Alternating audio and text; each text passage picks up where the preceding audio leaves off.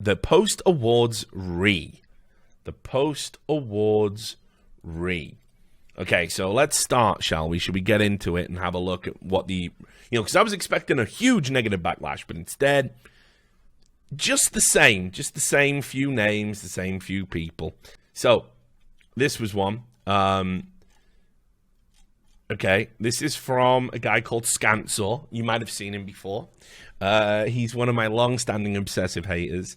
I can't remember what got him so triggered, actually, but he is a Dota coach and analyst, a low-level dude, and has like a pretty small following. And he absolutely fucking has gone off the deep end about me multiple times. I think in 2016, when I got nominated for an award, he literally said, it was something along the lines, I'm paraphrasing. So not literally, I'll cut out the literally. He said something along the lines of, if giving Richard Lewis an award for his journalism and ignoring what a piece of shit he is like giving Adolf Hitler a Painter of the Year award and ignoring he did the Holocaust. That was what he said, pretty much. And I said to him, like, brother, you just compared me to Hitler. Like, don't you think maybe... It's kind of interesting. I get compared to Hitler quite a bit, actually. It's very strange. When I think about my life and everything I've done and the career I have and how I pretty much just talk about fucking video games and current affairs, I've never perpetrated a mass genocide. I do want it on the record. So I've never been the leader of a fascist insurgents. So yeah, never fought a war in Europe. Never done any of those things. So very strange. But I do get compared to Hitler quite a bit. But anyway, this guy, don't forget, he wrote an entire article about how tragic it is that internet culture bullies mentally ill people, and yet he makes it a daily habit to use mentally ill as an insult. And then he embedded this for some reason. I don't know why he thinks this validates his claim. It's the article I wrote about Etika. Another tragedy that was on my mind at the awards, funnily enough. It was in there for a moment. Do I want to get up and talk about mental health? No, because they'll say, oh, look, you say people are mentally ill. And then it'll drown out the noise. And again, I don't know Etika's family. I haven't talked to them. I don't want to invoke people's names that I know... could get a lot of negative attention via association with me. But anyway, what that tweet says there is at the end of the day, I'm sure many people will disagree with it, but I think this needs to be said. I don't recall seeing anything this bad in terms of the internet using someone else's distress for their own ends, and it's likely to become a trend. So how you conflate a mentally ill person who's just got out of a facility because they were threatening suicide, being told that they're a liar, they're a fake, they're doing it for attention by everyone on the internet, being put on drama alert because, Keemstar's not going to take the ethical stand of, I'm not going to, listen, you've just got out of a facility, I'm not going to interview you, it would be unethical, you're not of sound mind right now. I don't know how me criticizing that is in any way a contrast to me using mentally ill as an insult, but whatever. I don't use it as an insult. I've said this multiple times. If I say somebody is mentally ill, it is because, in my opinion, they are displaying signs of one or more mental illnesses.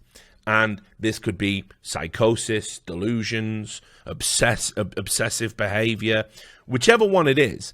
It's an observation. It's not an insult. If I call somebody mentally ill, I'm not derisively saying, you're mentally ill. What I'm saying is, no, you are behaving in a way that suggests you are of poor mental health, and I really wish you wouldn't. That's been the whole thing. When me and Sam joke with each other, you're mentally ill, you are. That's completely different. Maybe that's inappropriate, tonally. When I say it on Twitter, what I'm saying is, no, I think you're mentally ill. And generally the people are displaying signs of it. Like, for example, not a doctor, not suitable diagnosis, but a man who has held a grudge for now 4 years about me and compared me to Hitler. you're displaying some signs of poor mental health there, my friend. So, you know, hope you can take stock of that and get better. And that's all there is to it, really. I don't wish you any. There's no hard feelings about it. Hope you get well. You know, I shouldn't occupy this much space in your brain. You shouldn't be there every time I'm talked about. This can't be good for you. So there was that, but that's fine. Then, and this was a classic, a Riot Games employee had a meltdown because, of course, I did so much damage over at Riot Games. They are all still shook by me to this day. It is seismic, my friends, because you have to understand. So if you're new here, and I'm sure some of you might be, because, as I said, I've gained a lot of attention the past few days. So hi, if you're new. Thanks for dropping by the stream. I was the fucking whale in fucking Riot Games' nightmares. I was Moby Dick. It was every time they fucked up. I would be there to write a story. Every time they did something shady, it was pretty much me who was revealing it. 4 years it went on like this. They hated me so much and obsessed about me so much that in their offices they had a file, because they kept dossiers. This is all true. You'll notice I've said this multiple times, and no one's ever from Riot ever corrected this. But what they used to do is they used to keep dossiers on people in esports. And they would have a file, and they would print out all your tweets that kind of like tangentially mentioned them, or maybe mentioned somebody else in esports, or every article you wrote, the title of every YouTube video you ever published. And they would just keep a dossier on it. So if at any point you were ever going to be involved with the Riot Games broadcast, or maybe apply for a job there, or whatever it was, they had a file on you, so they could fucking make a decision that best protected their shady company. And that was how they operated. They hated me so much, I became an interview question. Now, this is absolutely true, and I've got it on good authority from multiple people. There are people who went for jobs, and what they would do is they would ask you dumb questions. The classic question is, if you were a brick in a wall, what brick would you be and why? You know, listen, mate, I'm here to be a systems analyst. Could you ask me something related to the job, maybe? No. That was a question at a Riot Games interview. But one of the other questions would be, what do you think about the state of games journalism, and in particular, the work of Richard Lewis? And of course, if you said, yeah, I really like that Richard Lewis. He's broke loads of big stories, hasn't he? Wah, wah. You just failed. You're not getting the fucking job. You're out. Bada bing, bada boom. You're gone.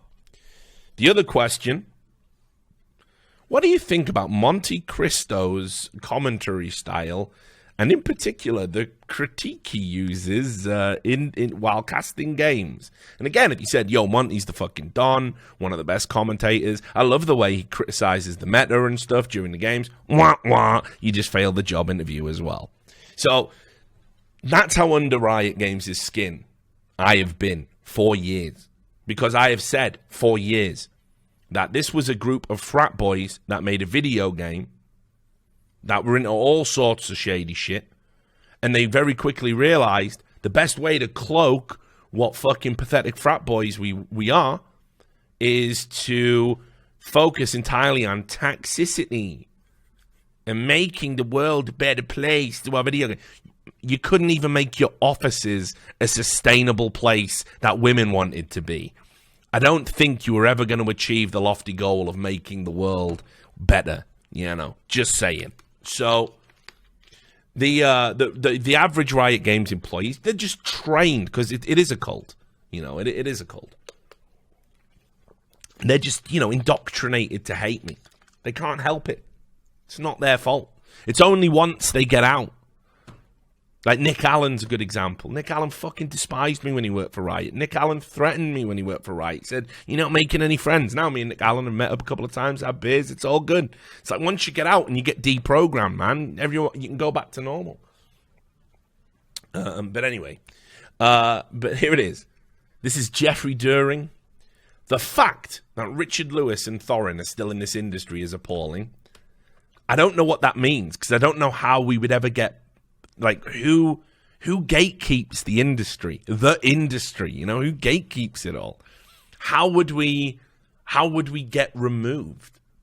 Do you know what I mean? Like, how? Like, what? Are you advocating for everyone coming together and, like, you know, I get deplatformed on Twitch even though I've broken the rules and I get my Twitter took off me? Or what are you actually saying? Like, how do I get removed from the industry? I would welcome your thoughts, Jeffrey, actually, on what is a practical way to remove me, you know, somebody that has given way more to the industry than you have over a way longer time period than you've been working in it. I'd love to hear about the plans to remove me. It would be illuminating, because I hear it a lot. Why is he still in the industry? Why do people allow him to be in the industry? Because there's nobody to stop you. It doesn't work like that. The fact that one of them won an award for it tonight is beyond words. It's not really. If you do good journalism work, you might win journalistic awards. Funnily enough, the panel of my peers don't care about, oh, he wrote mean things about Riot Games that were all true for 5-6 years. Like, I don't think they don't really care about it. In fact, many of them admire the fact that I did that. So I replied with, your company was pretty much ground zero for me too in esports, which is what we've seen in court cases and reports by Cecilia D'Anastasio. Maybe you should focus a little bit closer to home, right? And it's like, I hope you all can agree with that as a stance, right? I mean, listen, don't worry about the sins of Richard Lewis, wild though they are, I'm sure. You actively work in a company that has admitted transgressions towards multiple women in your employ. You work at a company where the executives actually fart in the faces of employees and don't get fired for it. Maybe you should take this big ball of hostile energy that you've got and try and make your company better. I'll salute you for that. No hard feelings from me. Then somebody replied with, thank you very much, Ulrich Kruger Arm. He said, nobody's as dedicated towards the well-being of esports as R. Lewis reports. Give some respect. And, you know, that might not be true. There certainly are others out there. I won't take that accolade.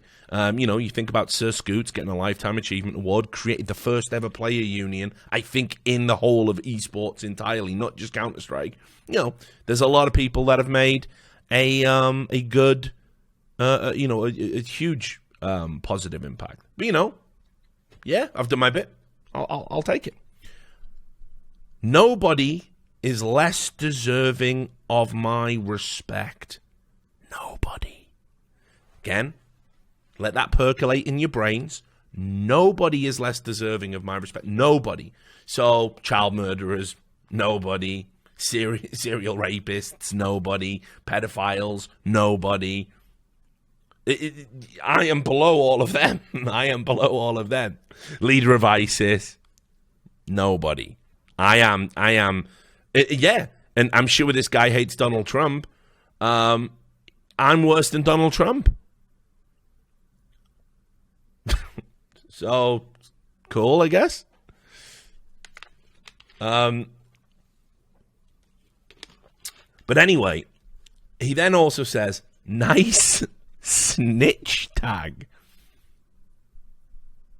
And this is where you start to realize just how kind of embarrassing these people are in a lot of ways. Because it's like, okay, you work for a big company, you put where you work in your bio, you put your face in there, you put your name in there, and you go on Twitter.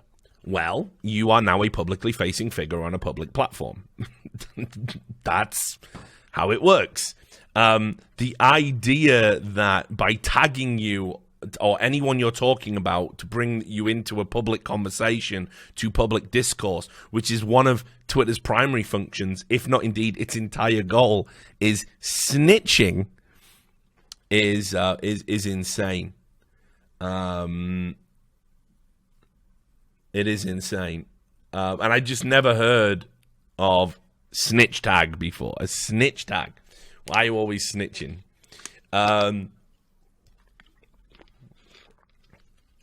So anyway, what he then did, and listen, by the way, I don't want anybody to mock him for this, deride him for this, because he's perfectly entitled to do this. I fully support him doing this.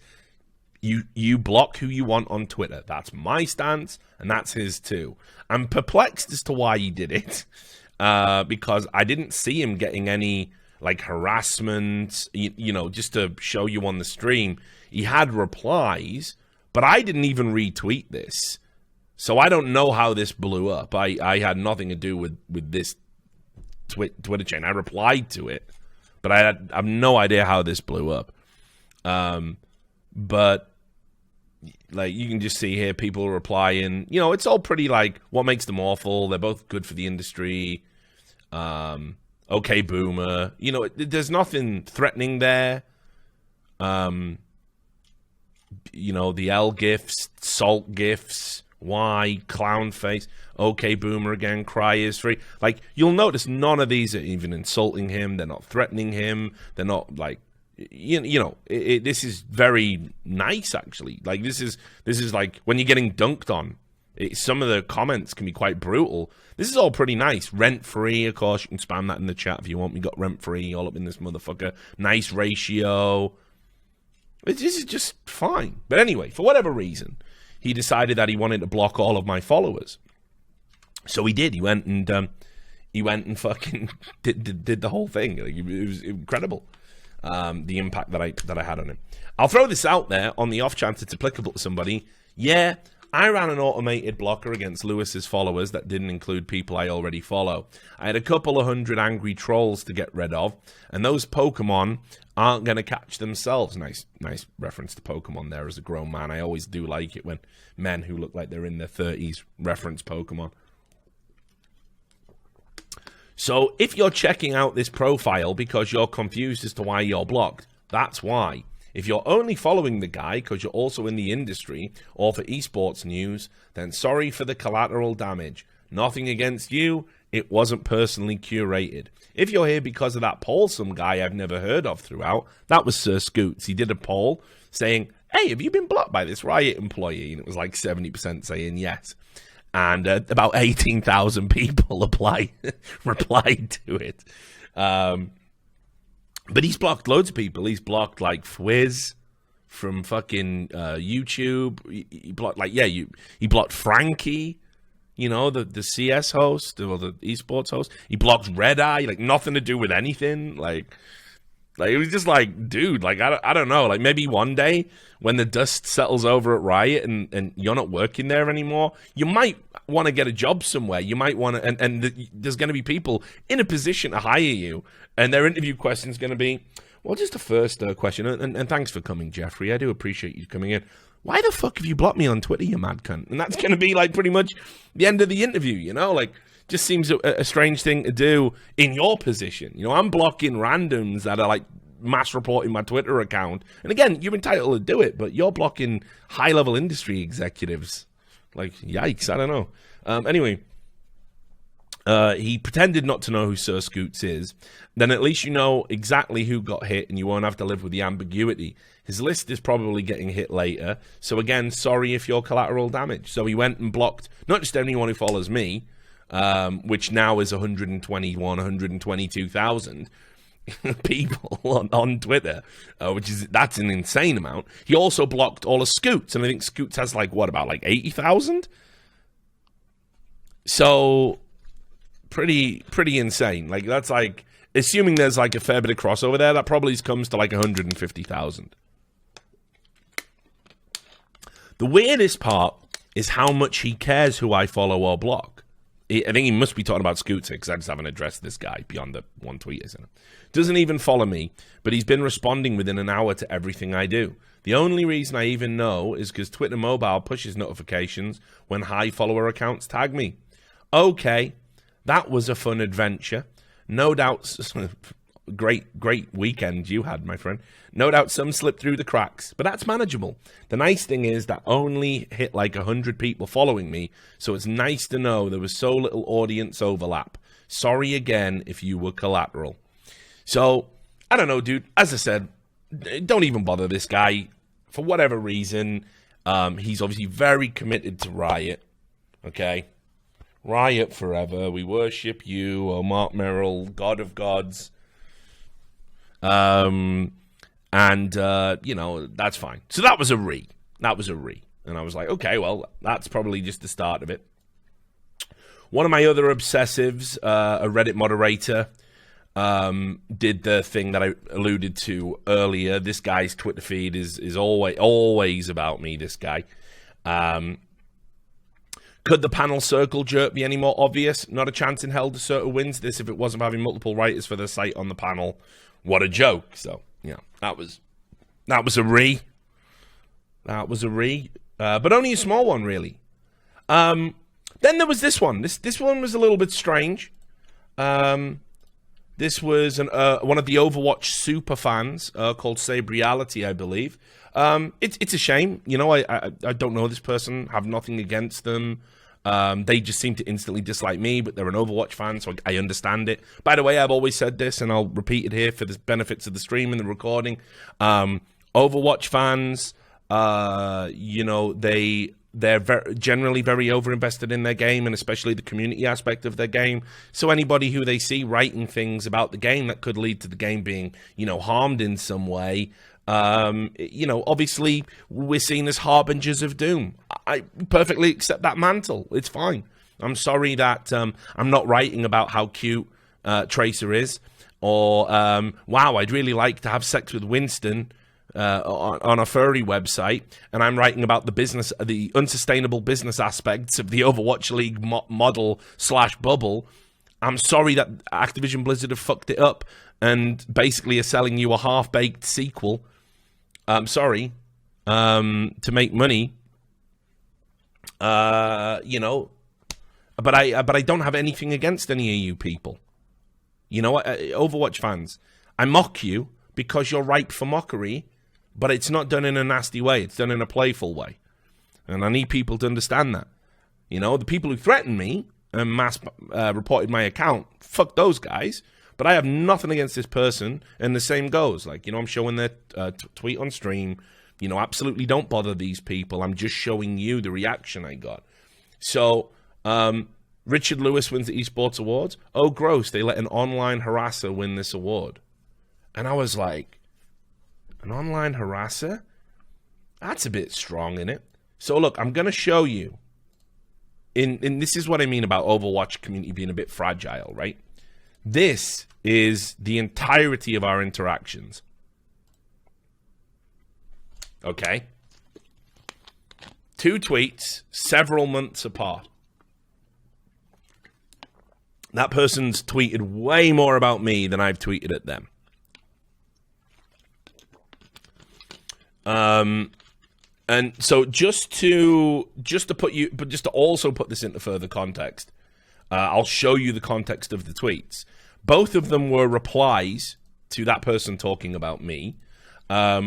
Without being tagged, Lewis found my tweet yesterday about how he only reports on OWL when he can say something negative about it.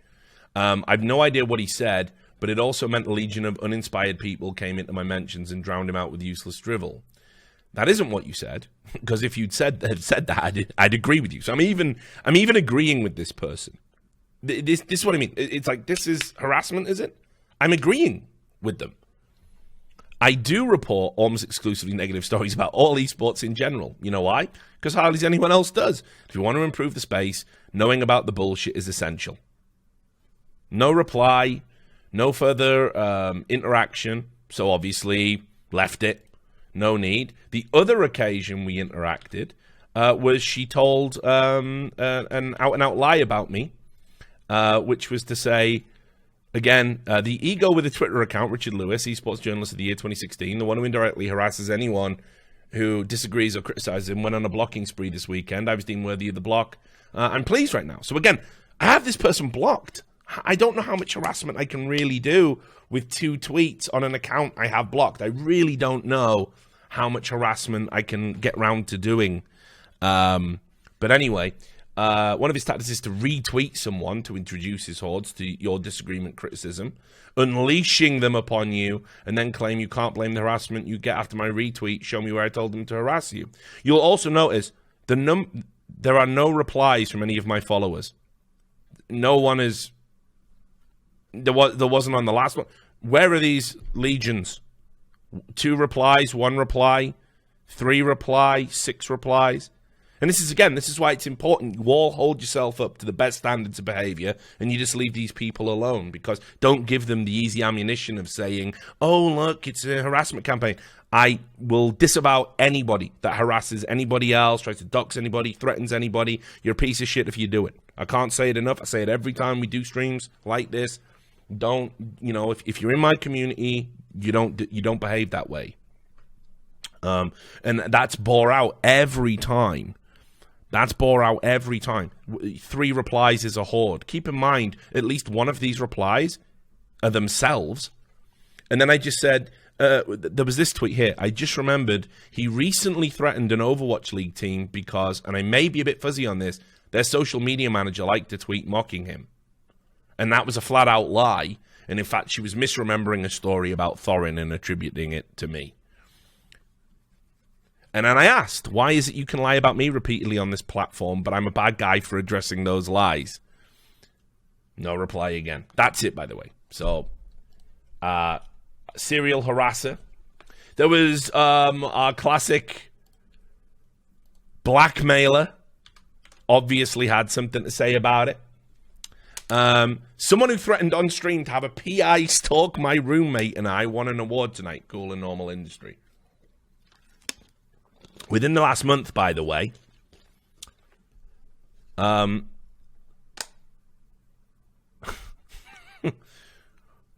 now, just so y'all know, obviously that didn't happen. And in fact, I think the reference that she's referring to is on my YouTube channel, so you can all go see it yourselves. Here's what I said. This is somebody who threatened to basically blackmail me based on an old blog, which I came out and released myself. Fuck it. Have it. Right? Good blackmail attempt there. I'm not going to be bullied or blackmailed by anybody. And then second of all, said that the only reason I helped Maria get her surgery was because I'm a sexual predator who wants to have sex with her.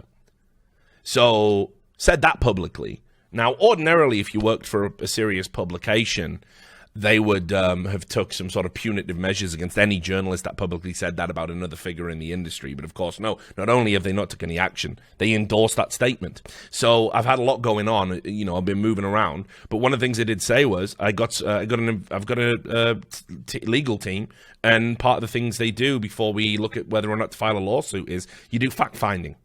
This is a well-established thing. And I said I was looking into these individuals with the view to serving a lawsuit. Stand by it.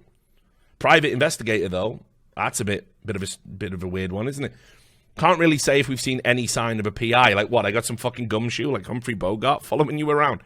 That's some real poor and boring journalistic work right there. And why would you even mention it aloud? Well, it was just something that came up on stream because everyone in my community is very cognizant of you, of the outrageous lies and slander you as a journalist on a public platform have said about me, and you still haven't retracted the statements.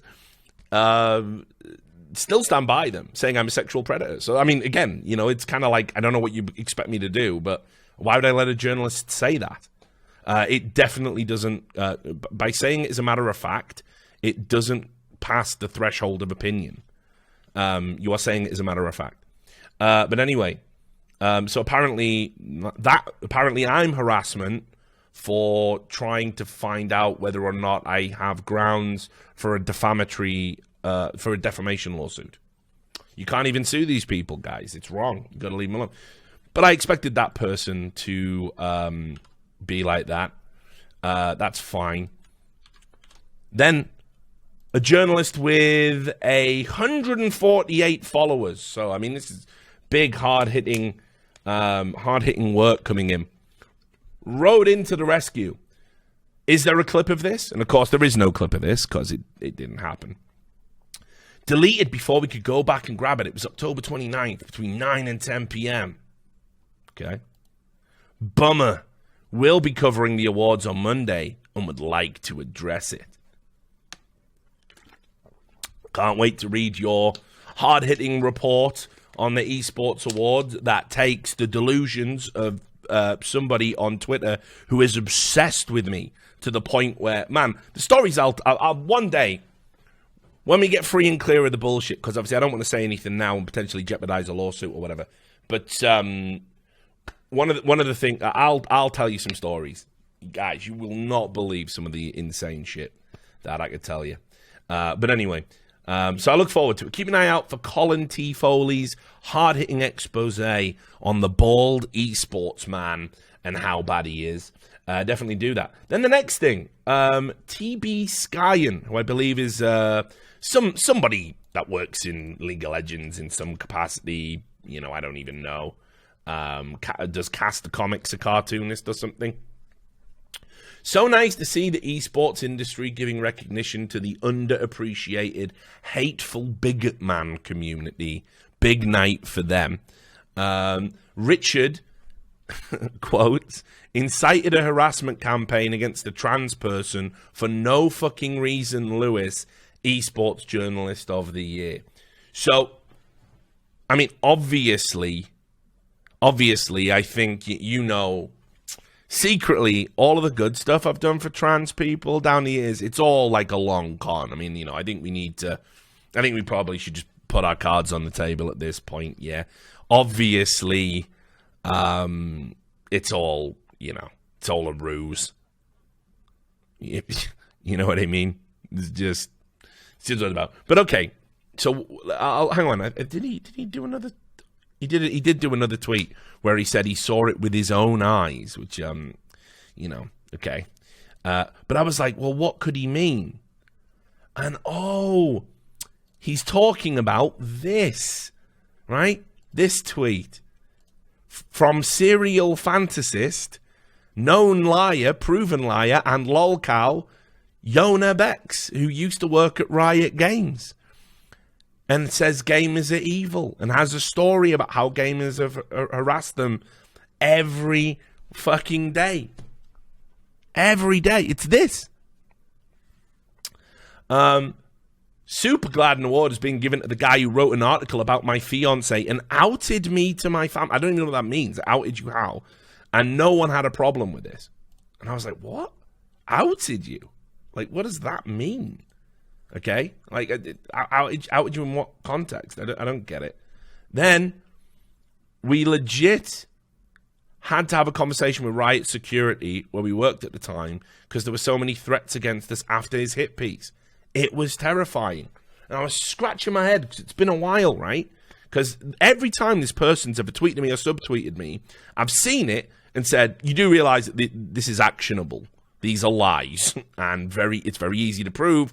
And with a record of your like fantasies and delusions and lies, it's you don't want to go down this road. And then usually they delete them. But it was this. Now again, I apologize, friends. You will see the bad website. Okay, but this is Richard Lewis, 24th of March, 2016. It was probably one of the last articles I wrote over there.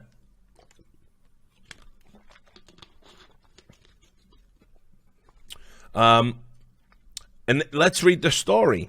A senior Riot Games staff member went on a bizarre, unprovoked Twitter rant about Gamergate, declaring anyone who identifies with the consumer-driven movement to be a monster. The League of Legends champion designer, Daniel Z. Klein, that's their partner, then spent a good portion of his evening meditating on his privilege, prompting some people to voice concerns about his well-being. The outburst echoes that of another Riot staff member, Bex Hernandez-Gerber, who has made a string of anti-Gamergate Twitter posts, as well as aggressively spouting the usual social justice warrior rhetoric.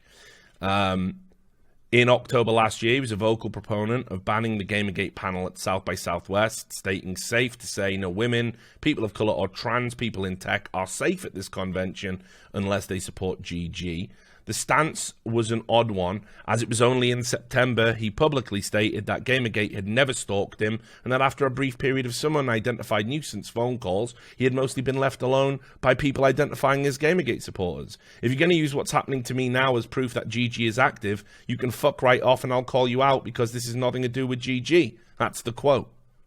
So I don't understand what changes. But anyway, contrast that with the dual outburst alongside from colleague Klein, and you can see that Gamergate seems to have become the boogeyman once again, despite previous admissions that they were not active.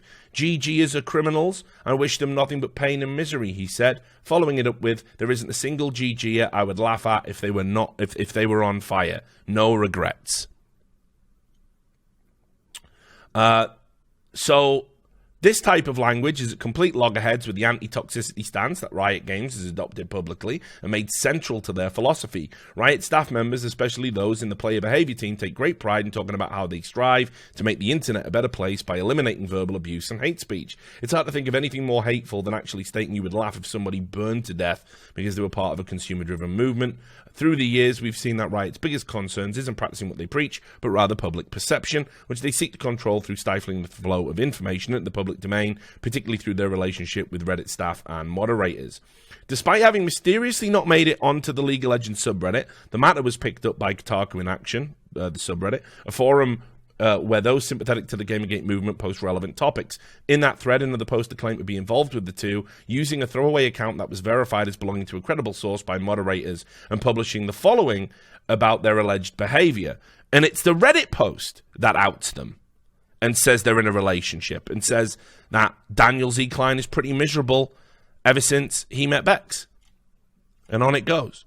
So not only did I not, and that's the only time again I've ever mentioned this person. I don't know how this is running a harassment campaign. I don't know how this is a hit piece, honestly. And the information was already publicly available on Reddit, and that's where I drew 50% of the post from. So again, it's a complete fabrication. It's a complete lie. And yeah, mind blowing. But you know what? Apart from that, guys, that was it. That was the REEEEE so far. That's all that it's been. Really strange that you know, that's all that happened in the aftermath. So can take all that. But obviously now we're gonna get into the nitty gritty, the hard yards, you know, whatever you want to call it. It's gonna be brutal because the hit pieces are coming now. And as I said, they're going to take it further than they've ever took it further before. You know, they were already trolling my Facebook page. I had to shut that down just in case, because you never know what the fuck was going on there. Like, there was a period of time where I was like, I posted a joke a day for an entire year. Some of the jokes were pretty edgy, but some were brilliant. I was reading it back and I had a good laugh to myself. It said, for example, Wayne Rooney is developing and sponsoring his own football game. Pre-Evolution Soccer. I think that's brilliant. Gotta like that one. Pre-Evolution Soccer. Double amputees. You gotta hand it to them. Pretty good. Anyway, you know, it was stuff like that, right? So, someone says I don't get it. But I thought, whatever. You know what I mean? That's probably not cool these days, is it? So I just, like, you know, this is like years ago. I just locked the whole thing down, but they were having a rummage around. I could tell. And obviously they've got this blog, which we all know about, right? Because I put it out there, and they're going to misrepresent that, and they're going to say, "Look at the lines that this guy wrote." And we all know it's from a novel, so fine. I beat you to the punch there. So do what you want to do. But as I said, I think. Well, what I got told, because remember, I have actual journalists that know these journalists, and they don't know I know these journalists, and I occasionally get a little crumb of information, like, you'll never guess what they're saying about you now, and they tell me about it, right? So, apparently, the thing they've got at the moment, and it was meant to come out yesterday, I'm surprised it hasn't, was there's something wrong with an industry that where a man who used to write for Breitbart gets a standing ovation while calling out publications that have tried to, that have done untold good in the space and stood up for marginalized communities. That's where they're going to go. That was what I got told was going to be the big theme. So, we'll wait and see, I guess. But the key thing is, I'll just say it to all of you here. Listen, I'm not gonna flinch this time. I made a promise to myself. I think some of you guys caught the stream where I was talking about it. I'm sick and tired. I've only been at 70% myself. I'm always talking about how I'm keeping it real and I'm being true to myself, and I haven't been really. Not all the way. I haven't fully committed to being who I am, and I've been playing a role in certain areas, and I'm just not I'm not doing it anymore, and I think it was clear from the last few streams I've did, and hopefully it's clear from that speech. Like, I'm just ready to realize myself and reach not just a high level of potential for this melange of personas I've had to adopt to succeed in this industry, but for me, for the real Richard Lewis, that's what I want to do. And I'm not going to flinch. They're going to say some outrageous things about me. They might even contact my family, ex-girlfriends. Who knows where the fuck they're going to go with it. But I don't care. I know who I am, and I know the bad things I've done, and I know the things I need to be held accountable for, and I know the things I don't need to be held accountable for, and I know the things I'm willing to apologize for, and I know the things that are just lies and smears and bullshit. And I'm just, throw it at me. What are you going to do? So I'll just say this, that if you're one of the people who are on the fence about me, right, or have heard some stuff, you have to understand the amount of exaggeration and hyperbole that goes into it, and how it goes into the echo chamber, and then it comes out the other side, and it's over the top. I didn't just have an altercation with Loader, I choked him out. I didn't just write a few esports articles at Breitbart. I fully took the red pill and was writing alt-right propaganda. They always kick it up a notch. And you don't need to. I've got things that I need to atone for and things that I should be held accountable for. You don't need to lie and exaggerate, but that's all they have. They'll keep telling lies, and they'll keep exaggerating to try and convince you guys to get on board with the crusade. And listen, if you think I'm a piece of shit for a perfectly valid reason, do it. If you don't like my work and you think it has no value, critique it.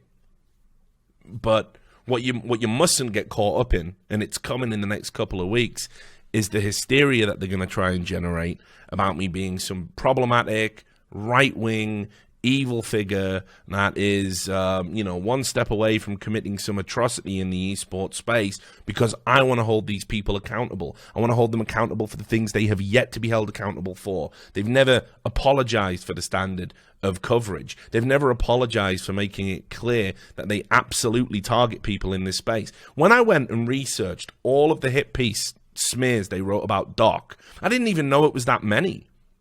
I didn't realize they called him a racist for doing a fake, well, actually not even entirely fake, Chinese language when he was getting killed by Chinese cheaters in H1Z1. I didn't know they'd called him a racist for that. I couldn't remember it, but they had. I didn't remember that they were so cruel and so bitter that in a report about that, they just mentioned his marital problems, because they lack any class and humanity, and they assign people into good or bad. And if you're bad, they will do anything to you, and they will abuse their platform to any degree to hurt you.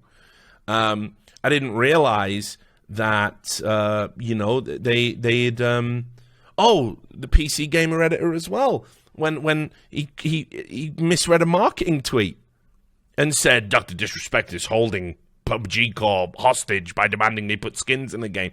It's clearly a promotion for cosmetics that were then added to the game. It was, what they did to him, and he's like a very powerful, prominent figure. When he did that stream in the toilet, right? He fucked up. There's no two ways about it. He fucked up and potentially even broke the law, and he knows it. And he came back and he apologized. And Kotaku wrote an article saying, well, his apology's just not good enough. What do people have to do? What do people have to do? Ninja. I'm not a fan of Ninja. Everybody knows that. Me and him had rare beef before he blew up. He probably doesn't even remember who the fuck I am now. He's so super famous, but whatever. I like to think I haunt his dreams just a little bit, but that's just my ego. But, no way you could call me a Ninja fan. But, I did the Cringer stream, exactly, for 4,000 subs. But the reality is, the reality is this, that, that Polygon article, did you hear about this, what they did? So he was at a party, and this journalist evidently was at a party, and outside of a bathroom at a party, he did a quick interview, and they asked him a question about, whether or not we would play with women, and he just kind of said, because he was in a fucked up situation, just wanted to get out of the conversation, so he just quickly, without really elaborating on his thoughts, clumsily said, oh, well, it's difficult to stream with women, man, because when you do that, people make up stories about you and you end up in clickbait videos. If there's any flirting at all, and it can affect my marriage and I love my wife. And that got turned into, by Polygon, Ninja hates women and won't stream with women. And then everybody else wrote pieces saying, why won't Ninja stream with women? Now, here's how I know it was clumsy and not what he meant. Because A, he had streamed with women multiple times, and B, he streamed with women after he said he didn't stream with women. So what does that tell you? But did anyone focus on that? Nah, just bullshit. Just bullshit. So they just go after everybody.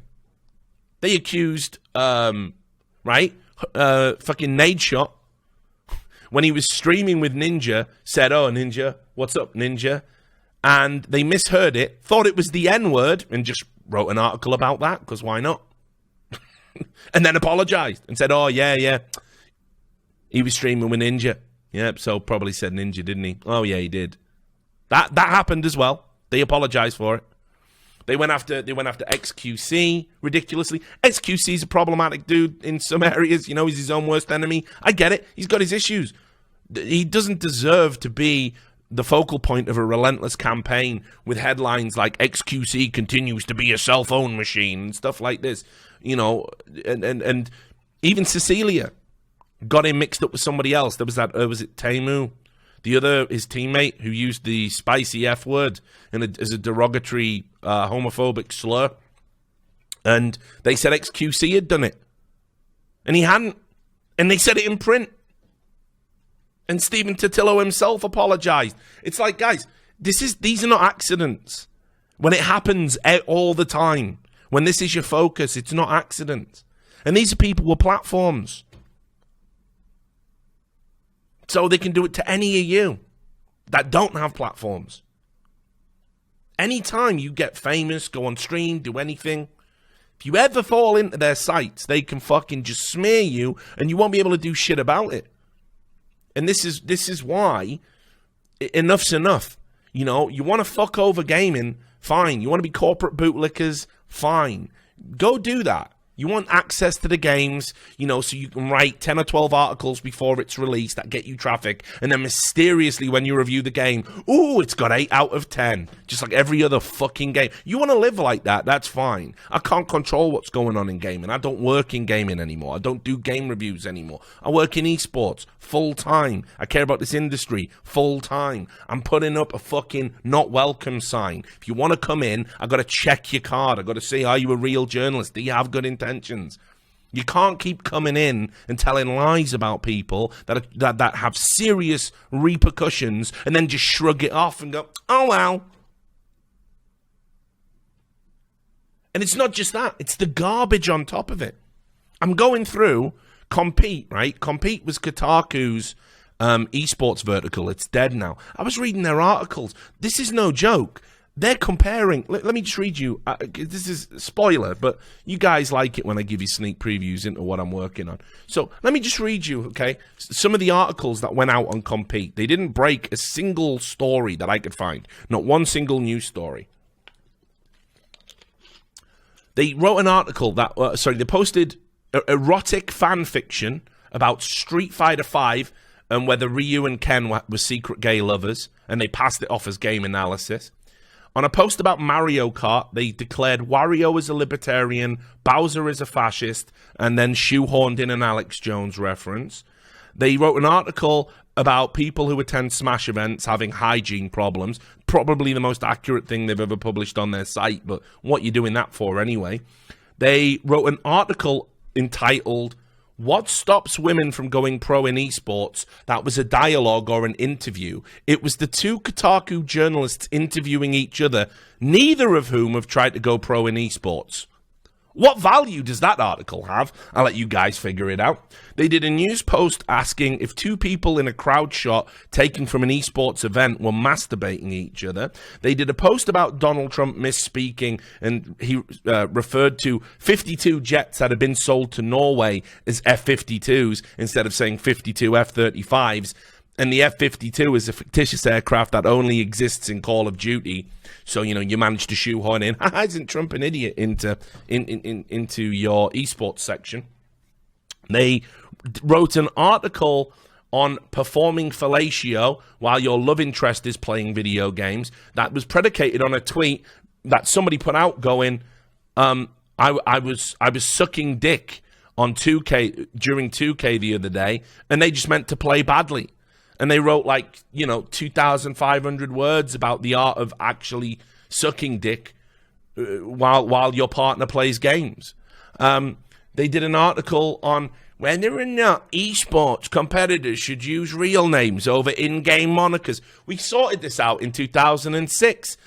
Monikers have branding, right? People have branding. People want to use monikers. It's one of the ways that esports is actually welcoming to everyone. You can even check your real name at the fucking door if you want to.